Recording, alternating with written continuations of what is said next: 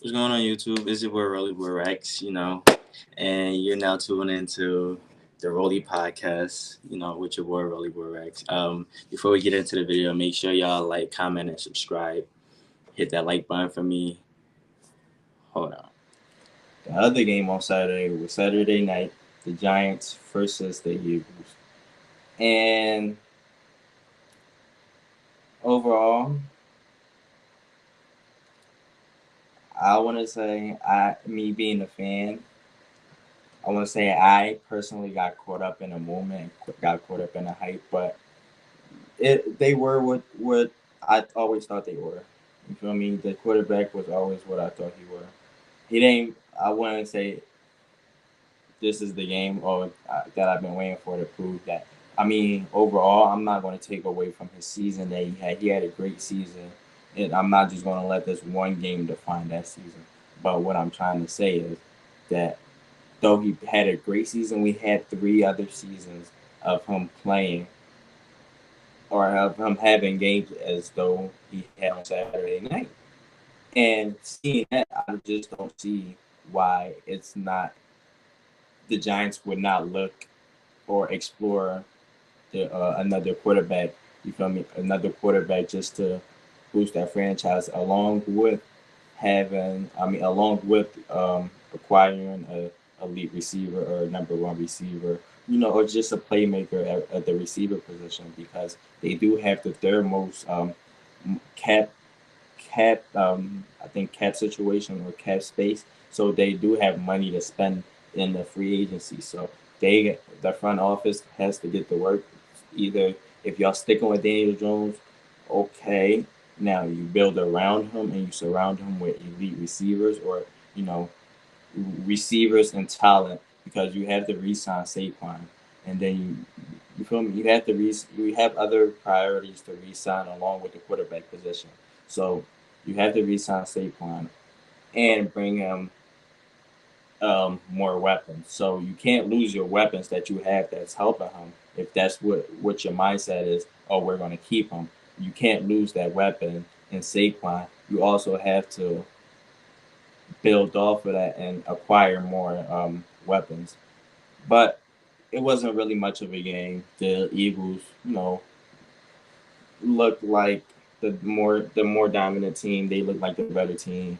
Um, Overall, we'll see how they look against San Francisco.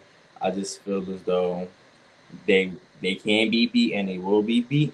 And like I said, if you guys have been paying attention, my Super Bowl prediction was the Bengals and the 49ers, which is kind of looking like what it's going to be right now. But yeah, it's looking like it's going to be the Bengals versus the 49ers right now. So with that being said, let's get to the games on Sunday. Hold on. Let me make sure that I cover everything from Saturday night. The Eagles looked healthy. Like I said, we'll see how they look against the 49ers. Jalen Hurts ran a ball. Uh, he ran a ball for a touchdown. He ran quite good. So like I said, we'll see how they do against the 49ers. Nothing really much to take away from that game. It kind of went how most people expected it to go.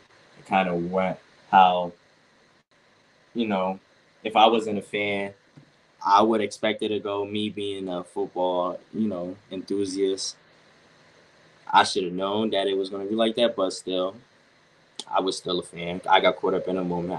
Got caught up in the hype. Like I said, it was a great season. I'm not going to take that away from the Giants. I'm not going to take that away from Brian Daboll. Like, if in my opinion, I think he's the coach of the year. I think he should win coach of the year because looking at the situation he acquired, you just got to give him credit. Making the playoff in his first year, winning a playoff game, whether you could say it was against the Minnesota Vikings and the Vikings defense was the worst in the league. Okay, they still won a playoff game in Minnesota. So at the end of the day, you can only build off of that. The only question that the Giants have for the offseason is, what are we doing at the quarterback position and address the wide receiver position because Um, the O line doesn't look as terrible.